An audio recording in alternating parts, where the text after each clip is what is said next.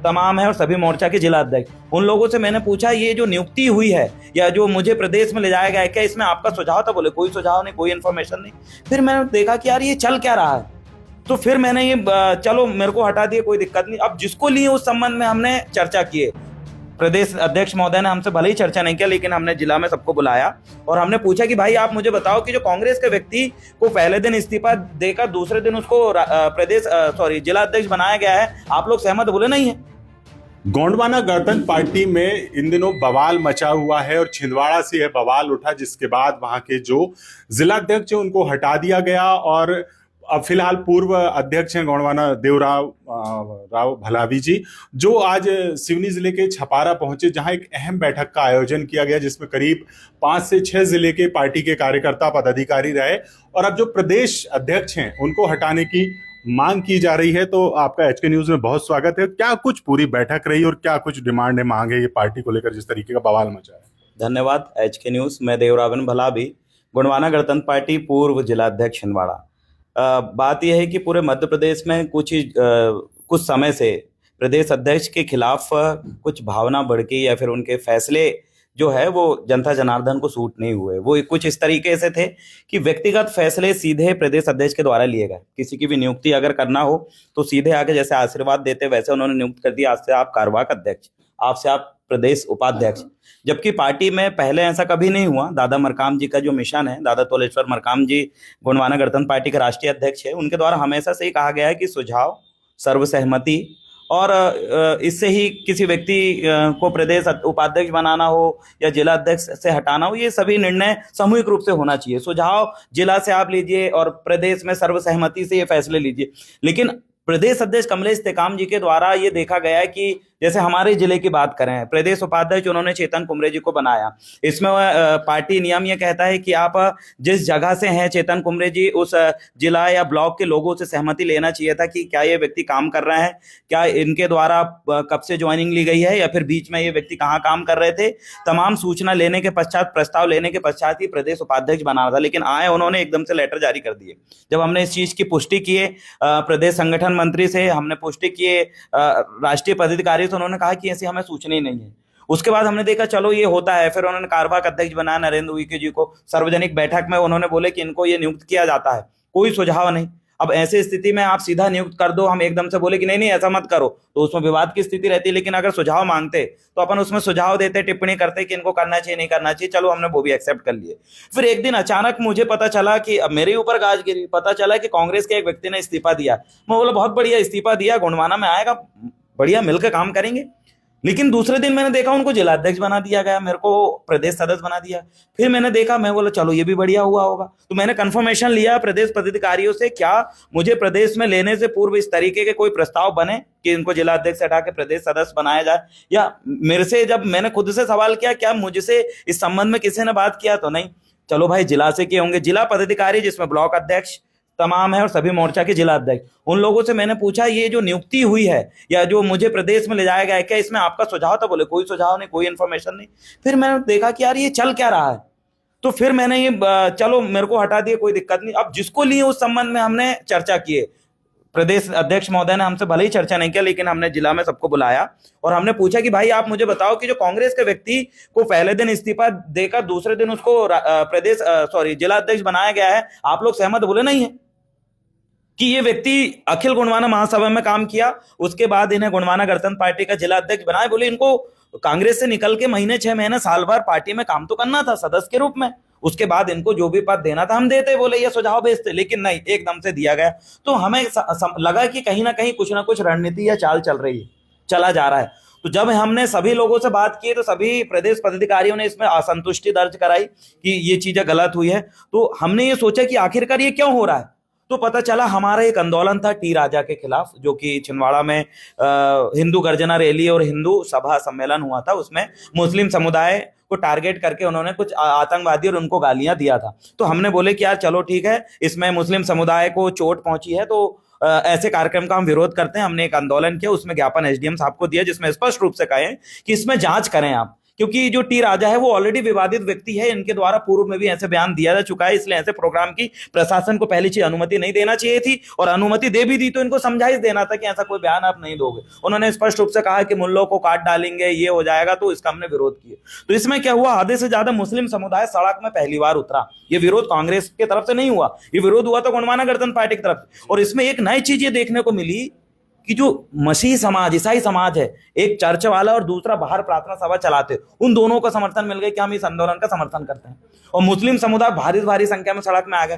तो ये चिंता का विषय रहा कांग्रेस के लिए, कमलनाथ जी के लिए, कि यार मुस्लिम समुदाय एकदम से इनके लिए खड़ा होना, और ग्राउंड रिपोर्ट ये कहती है कि पूरे मुस्लिम समुदाय ने कहा कि जो काम कांग्रेस को करना चाहिए था, जो कांग्रेस ने कभी नहीं किया, वो काम गोंडवाना ने कैसे कर दिया। तो ये चिंता का विषय रहा। तो मुझे ये लगा कि कहीं ना कहीं हमारी जो गतिविधि चल रही है वो इस वजह से भी हो कि कमलनाथ जी ने कहीं ना कहीं प्रदेश अध्यक्ष या तमाम पदाधिकारी को डराने, धमकाने या ब्लैकमेल करने की हो सकता है कोशिश की हो, इस तरीके का दबाव की, ये भी हो सकता है। पर दूसरा शक मेरा ये गया कि हमने कुछ दिन पहले एक मुद्दा उठाया था भूमाफियाओं का, सिवनी में भी उठा था, कि आदिवासी की जमीन गैर आदिवासी अपने आदिवासी के नाम पे खरीदता है, उसमें पूरा पैसा लगा रहता है गैर आदिवासी का, चेक गैर आदिवासी का, पूरा बेनिफिट गैर आदिवासी का। तो ये बेनामी प्रोविजन में आता है कि बेनामी संपत्ति में ये आते हैं। तो ऐसी जमीन शून्य करने का प्रावधान है, या शासन के मद में ये जमीनें जाती है। लेकिन ये हुआ कि जब हमने ये मुद्दा उठाया तो भूमाफिया बौखला गया, सिवनी में भी बौखलाया था, सबने आंदोलन की तारीख फिक्स कर दी, हमने भी बिल्कुल फिक्स होना था, लेकिन दोनों जगह प्रदेश अध्यक्ष महोदय पहुंचे।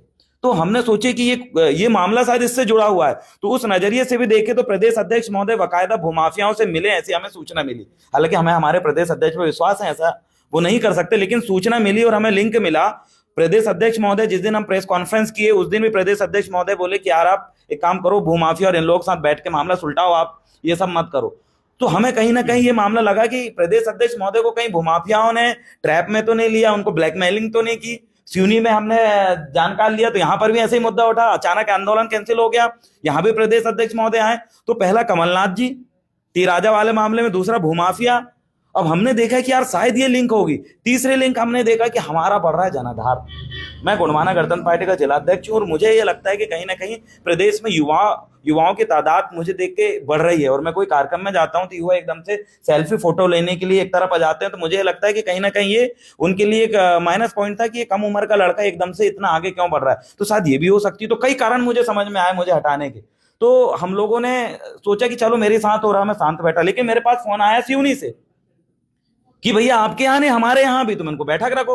तो आज जब बैठक हुई तो हमको समझ में आया बालाघाट में भी यही चीज चल रही है, सिवनी में भी यही चीज चल रही है, छिंदवाड़ा में भी, नरसिंहपुर में भी, बैतूल में भी और नर्मदापुरम में भी इसी तरीके से ट्रैप में लिया जा रहा है, इसी तरीके से किसी की भी नियुक्ति की जा रही है। हमने बोला कि भाई ये तो गलत है, ये बहुत गलत हो रहा है। बिल्कुल, जिस तरीके से अब ऐसे हालात बन रहे तो पार्टी की क्या स्थिति बनेगी, इसके लिए क्या होगा, 2028 के चुनाव को लेकर क्या तैयारी कर पाएंगे ऐसे में आप लोग? इसलिए हमने तुरंत शानदार निर्णय हमने आज लिए। हमने बोले कि 9 मार्च तक प्रदेश अध्यक्ष को हटाएं, राष्ट्रीय अध्यक्ष महोदय।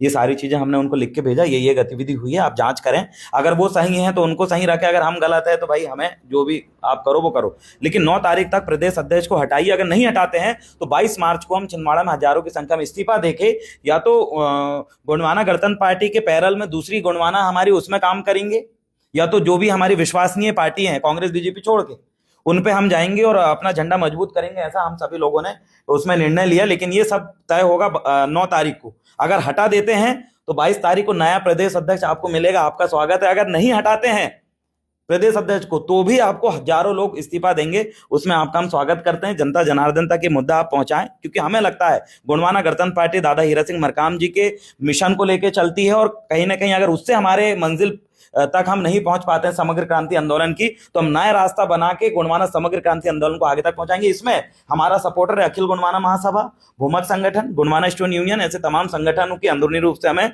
समर्थन मिला है। और हम ये जानते हैं कि हमारे पास 1-1.5 साल है और पूरी कार्यकर्ता और पूरी टीम है। हम बेहतर रिजल्ट इस 1 साल के अंदर हम दिन रात काम करके एडी से चोटी तक सकारात्मक रिजल्ट लेके आएंगे, ऐसा हमें विश्वास है। बिल्कुल, जिस तरीके से टी राजा वाला मामला आपने कहा वो काफी चर्चा में रहा, काफी भीड़ एकत्रित, तो कहीं ना कहीं यही वजह हो सकती है क्या? बिल्कुल, मुझे ये भी लग रहा है, क्योंकि ये वजह इसलिए हो सकती है क्योंकि कांग्रेस का वोट बैंक सबसे बड़ा आदिवासी और मुस्लिम और जो धार्मिक अल्पसंख्यक ईसाई समाज वो है। और ये जब कांग्रेस से हटता हुआ दिखाई देता है तो जो जिलाध्यक्ष बना हमारे यहाँ कांग्रेस का ही है, तो कहीं ना कहीं ये कमलनाथ जी की और कांग्रेस की एक रणनीति हो सकती है, क्योंकि गोंडवाना को इससे पहले तोड़ने के लिए कमलनाथ जी के द्वारा G11 बनाया गया था। मतलब 11 ब्लॉक में गोंडवाना के तोड़ने के लिए 11 ब्लॉक अध्यक्ष बनाए थे। G11 गोंडों में से 11 गोंड को चूज किया जो कि गोंडवाना गणतंत्र पार्टी को खत्म करेंगे। तो ये रणनीति उनकी रही है। उनको ये लग रहा है कि अभी हमारी ये चाल चलने से ये लोग बिछड़ जाएंगे या टूट जाएंगे, तो ये बहुत बड़ी गलतफहमी में है। हम नए पार्टी तो मुझे नहीं लगता कि हम कभी बनाएंगे, नए पार्टी के हम पक्ष में भी नहीं है। जो यथावत पार्टियां हैं उन पे हम जाके और मजबूती दिखाएंगे। इससे गोंडवाना बटेगा नहीं, इससे गोंडवाना और मजबूत होगा। मुझे लगता है और भी नए नए लाइन खींची हुई है, जो लाइन सबसे बड़ी है उससे जुड़ के और मजबूत हम गोंडवाना होंगे और आने वाले 28 में बेहतर रिजल्ट लाएंगे। रही बात टी राजा वाला मुद्दा, वो मुद्दा देख के मुस्लिम समाज के लोगों से हम कहना चाहते हैं, हम दमदार लोग हैं, मुद्दे उठाने वाले लोग हैं, निडर लोग हैं, बेबाक हैं, संवैधानिक रूप से लड़ाई लड़ने वाले हैं। सही नेतृत्व की पहचान करने का जो विकल्प है वो आपके हाथ में है। कि कांग्रेस जो है हमेशा आरएसएस को चलाने वाली, मुझे ये लगता है कि बीजेपी में वो आरएसएस के लोग हैं जो कम बुद्धि रखते हैं, और जो ज्यादा चंट चालाक लोग हैं वो कांग्रेस में है। तो मुझे ये लगता है कि आरएसएस की जो मानसिकता है वो देश के विरुद्ध है, क्योंकि बहुत सारी चीजें, एक राष्ट्र की बात उनके द्वारा की जाती है और कई सारे विषयों में वो तोड़ने और इस तरीके की बातें करते हैं। तो आरएसएस के विरुद्ध गोंडवाना भी है, और गोंडवाना जैसे बहुत सारे मूल निवासी और बहुजन मिशन के आंदोलन भी है। तो मुझे ये लगता है कि इस तरीके के विचार रखने वाली कांग्रेस के साथ मुस्लिम समुदाय कभी खड़ा नहीं होगा, ईसाई समाज भी नहीं होगा। क्यों? क्योंकि इसका बेटर रिजल्ट हमने यूपी में और बाकी राज्यों में भी देखे हैं कि जहां पर कांग्रेस के अलावा थर्ड कोई विकल्प है तो सबसे पहले अल्पसंख्यक समुदाय ने उसको पकड़े हैं, क्योंकि कांग्रेस कहीं ना कहीं बीजेपी के माइंड से ही काम करती है।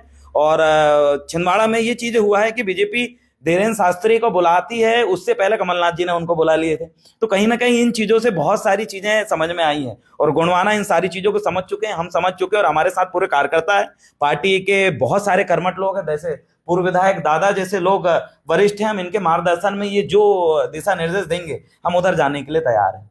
बिल्कुल, जिस तरीके से गोंडवाना गणतंत्र पार्टी में बवाल मचा हुआ है, एकाएक छिंदवाड़ा के जिला अध्यक्ष हैं जिन्हें हटा दिया गया, वो हमारे साथ चर्चा करने के लिए मौजूद थे। देखना होगा गोंडवाना गणतंत्र पार्टी का यह बवाल कहां जाकर थमता है और प्रदेश अध्यक्ष कब तक हट पाते हैं। जिस तरीके से आज 5 जिलों की पार्टी के कार्यकर्ताओं ने, जो गोंडवाना गणतंत्र पार्टी के हैं, अहम बैठक की और उनके खिलाफ में एक निर्णय लिया गया कि उनको हटाया जाए।